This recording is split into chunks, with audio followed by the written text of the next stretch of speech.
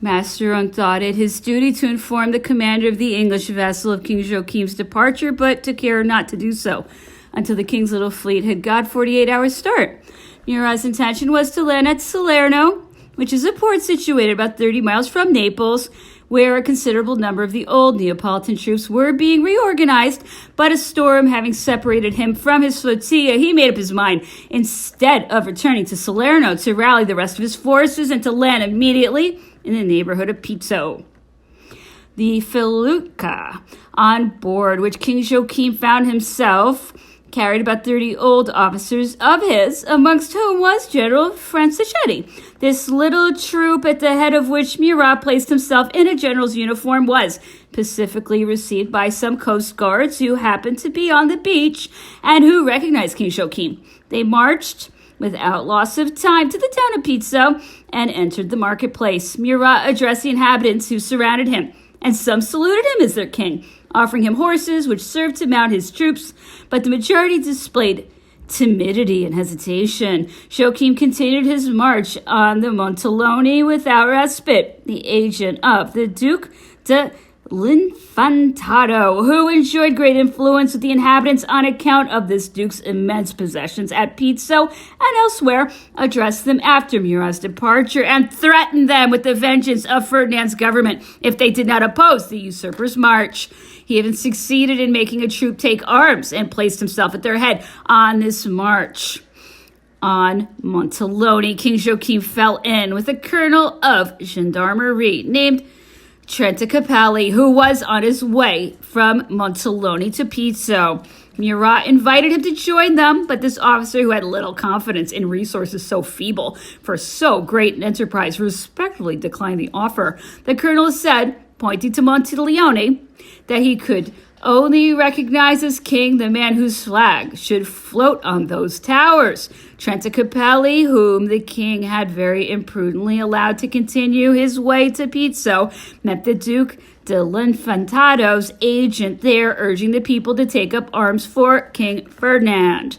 The colonel added his efforts and the influence of his authority to the agent's exhortation. Then, placing himself at the head of a large troop, he marched rapidly in pursuit of King Joachim and came up with him very soon, about halfway to Montaloni. King Joachim and his friends, seeing the distance, imagined that they were coming to join them.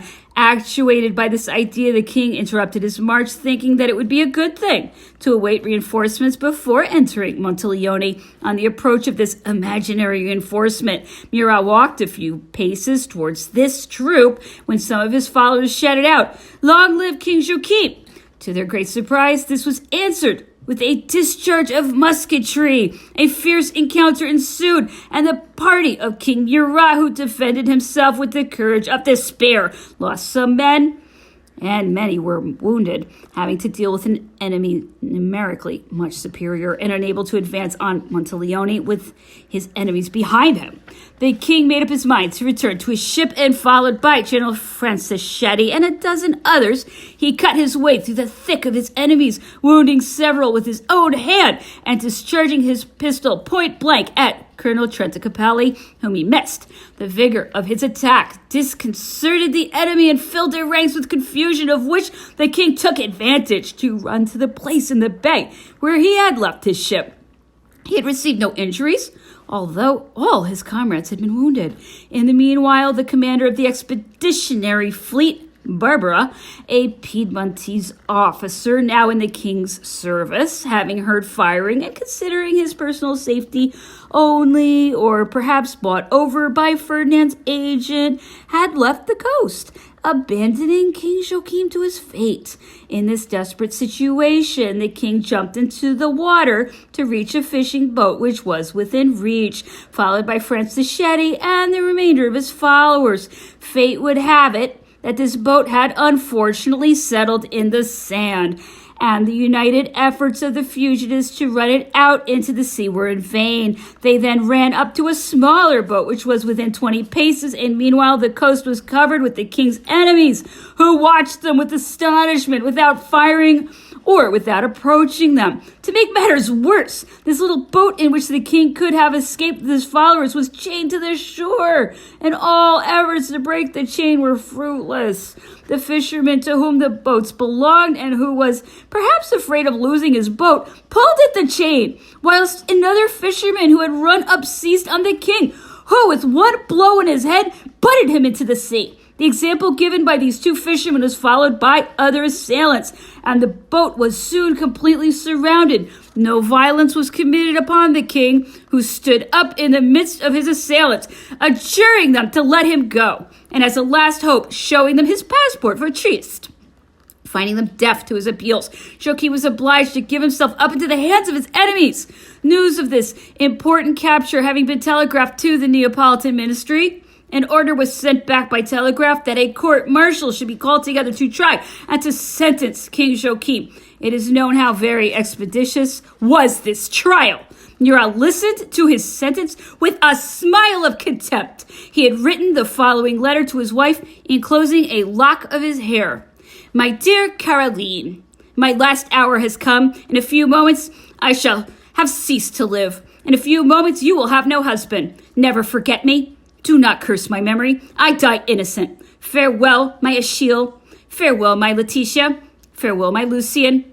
Farewell, my Louise. Show yourself worthy of me to the world. I leave you without a kingdom, without wealth, in the midst of my enemies. Remain constantly united. Show yourself superior to misfortune. Think of what you are and what you have been. God will bless you. Know that my greatest grief in the last moments of my life is to die far from my children. Receive my paternal blessings. Receive my kisses and my tears. And ever hold in your memory your unhappy father. Pizzo, October 13th, 1815. Signed, Joachim. King Murat declared that he died in the Roman Catholic religion and begged the assistance of a priest who comforted his last moments. He placed a portrait of his wife and his children on his bosom, and then refusing to sit down on the bench which was offered him or to allow his eyes to be bandaged, he himself gave the word to command to fire.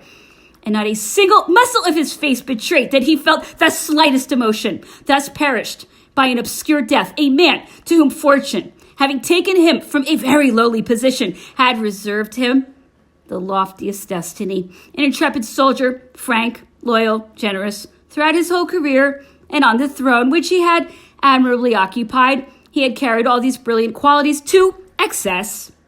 Animated by too much confidence, he made peace with his enemies when he should have continued to make war, and recommenced war when he should have maintained an expectant attitude, which is what brought his ruin. Various letters which I had received recalled me to France. I myself felt the lack of information which was experienced there rendered my early departure necessary, and I accordingly made up my mind to ask for the necessary authorization for going there.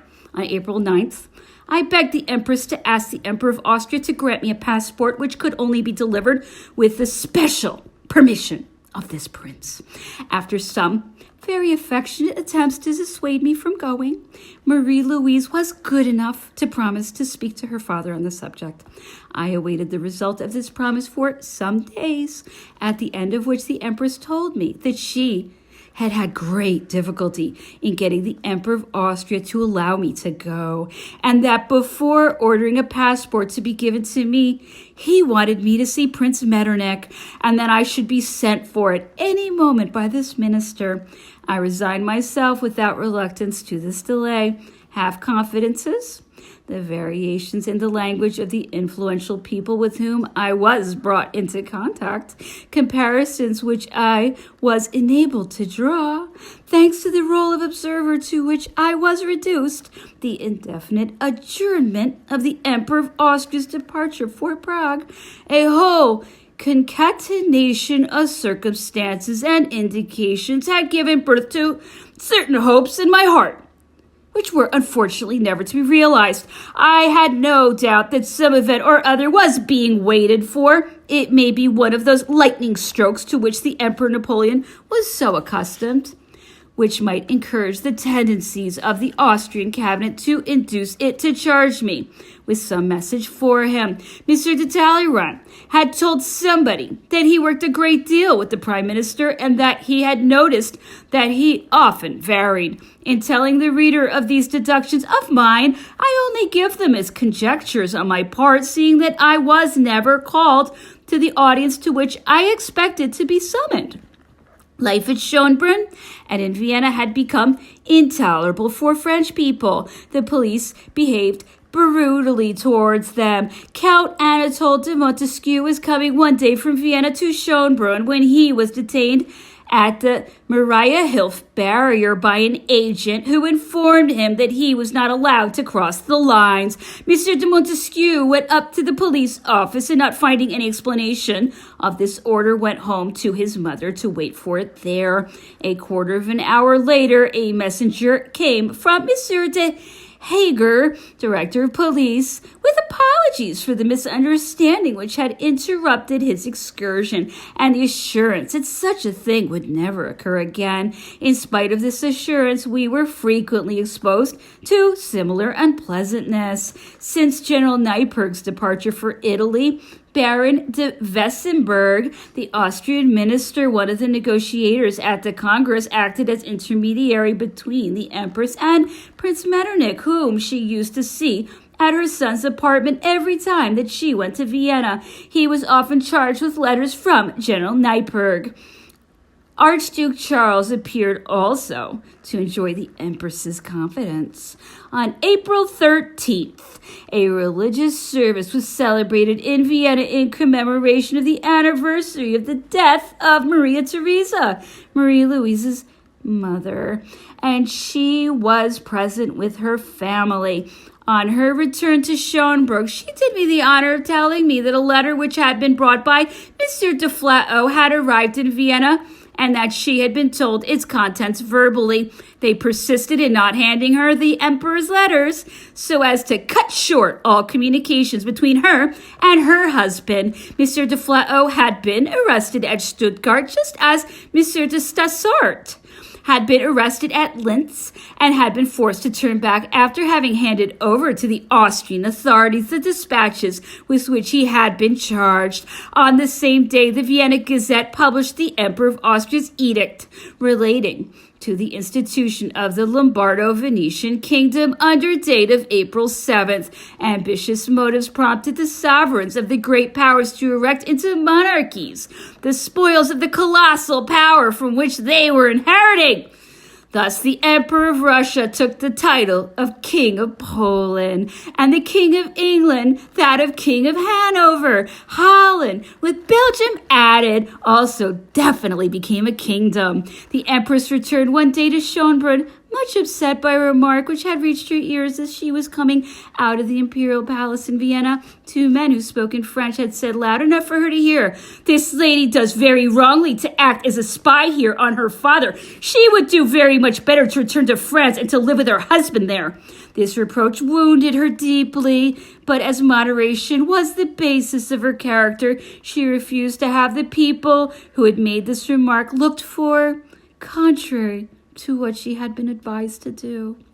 Count Aldini had just brought a letter from Princess Elisa, Napoleon's sister, to Schönbrunn, in which she begged Marie-Louise to use her influence with the Emperor of Austria to enable her to return to France. In spite of the goodwill of the Empress, who went specially to Vienna to ask for this permission for her sister-in-law, her application remained without any result, and no answer was vouchsafed by the Austrian cabinet.